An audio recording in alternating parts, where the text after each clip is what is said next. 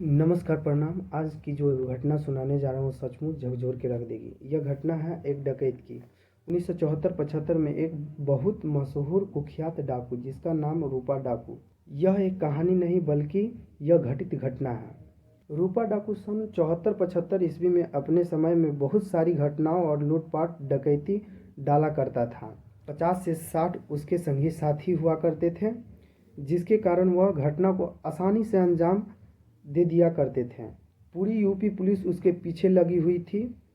Police से बचने के लिए चंबल के खाड़ी में, जिसे पहाड़ी क्षेत्र भी कहा जाता है, उसमें जाकर छुप जाया करता था और फिर मौका निकाल कर अपने हिसाब से चुने गए गांवों और शहरों को लूटने के लिए पूरे साथी के साथ निकल जाता था। एक एसपी जिसकी पोस्टिंग नई नई हुई थी स्वीकारपुर थाने में, और पोस्टिंग के दौरान ही डिवाई बॉर्डर पर एक डकैती होती है। उस डकैत ने पूरी मिशन के साथ साथ डकैती का अंजाम दिया और साथ साथ महिलाओं और परिवार वालों पर भी दुर्व्यवहार किया।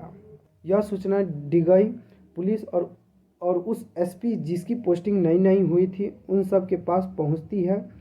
सूचना पहुंचते ही सब अधिकारी एक्शन में आ जाते हैं और उन दोनों के बीच मुठभेड़ हुई।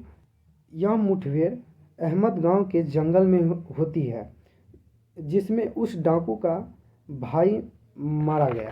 यह खबर जब रूपा डाकू तक पहुंचती है तो के गौतम, जिसकी पोस्टिंग कुछ महीने पहले हुई थी, उसके साथ व्यक्तिगत दुश्मनी निभाने लगा। कुछ दिन के बाद फिर उन अधिकारियों और डाकुओं के बीच मुठभेड़ हुआ और बहुत सारी गोलियां भी चली, लेकिन रूपा डाकू वहां से निकलने में कामयाब हो गया। के गौतम, जिनकी पोस्टिंग कुछ महीने पहले ही हुई थी, अब उसने अपना ट्रांसफ़र करवा लिया उत्तर प्रदेश के खुजरा थाने में। वहां पहुंचने के 15 दिन बाद ही एक व्यक्ति आता है और के गौतम से पूछ बैठता है कि सर, रूपा डाकू जो है। यह नाम सुनते ही के गौतम सर घबरा जाते हैं और पूछते हैं, तुम इसे कैसे जानते हो? तब उसने जो कहा वो सुनकर आप लोग भी चौंक जाएंगे।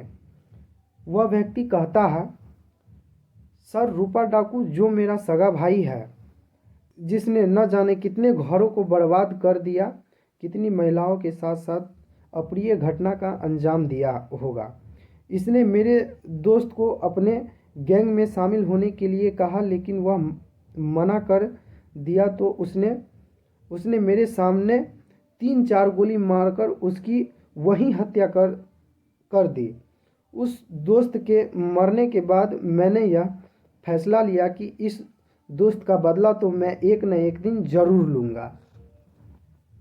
और मैंने सुना कि कोई के गौतम नाम का पुलिस अधिकारी आया है, जिसने उस डाकू के भाई को मार दिया। अब उस अधिकारी के गौतम की जान लेने की कोशिश कर रहा है।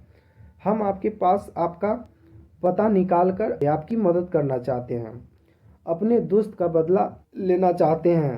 के गौतम ने कहा, मेरी मदद तुम करोगे कैसे? तो उसने कहा, मैं उसकी सटीक सूचना देता रहूँगा और मौके पे आकर आप उसे उसी तरह मार डालना जैसे वो हमारे सगे भाई जैसे दोस्त को मारा है। और इतना कहकर उस अधिकारी की मंजूरी ले लेता है। आखिर मंजूरी मिलती क्यों नहीं? उन अधिकारियों को भी ऐसी व्यक्ति की ज़रूरत थी। के गौतम ने उसे हाँ कहकर अपना नंबर उसको दे दिया और उसका नंबर भी ले लिया। फिर कुछ दिनों के बाद उस व्यक्ति के गौतम सर को कॉल करके डाकू रूपा के बारे में बताता यह है कि सर, पहाड़ी के निचले वाले हिस्से में एक बड़ा बाग है और घनी झाड़ी है, जिसमें वह छिपने के लिए आया है और वह कुछ समय तक ठहरेगा। तभी पुलिसकर्मी अधिकारी एक्शन में आते हैं और सारी फोर्स के साथ निकल पड़ते हैं। वहां पहुंचने के बाद सब पुलिसकर्मी अपना अपना पोजीशन ले लिए। में से एक अधिकारी के गौतम माइक में बोलकर रूपा डाकू को सावधान होने के लिए कह दिया और बोला, तुम जरा भी चालाकी करोगे तो मारे जाओगे। लेकिन रूपा डाकू सावधान होने के वजह वह अपनी ओर से सारी साथियों को गोली चलाने को कहने लगा और फायरिंग शुरू कर दी। फिर पुलिसकर्मियों ने भी गोली का जवाब गोली से देने लगा। फिर उस फायरिंग में के गौतम के हाथों रूपा डाकू मारा जाता है। वाकई यह मंजर बहुत खौफनाक रही होगी। इसे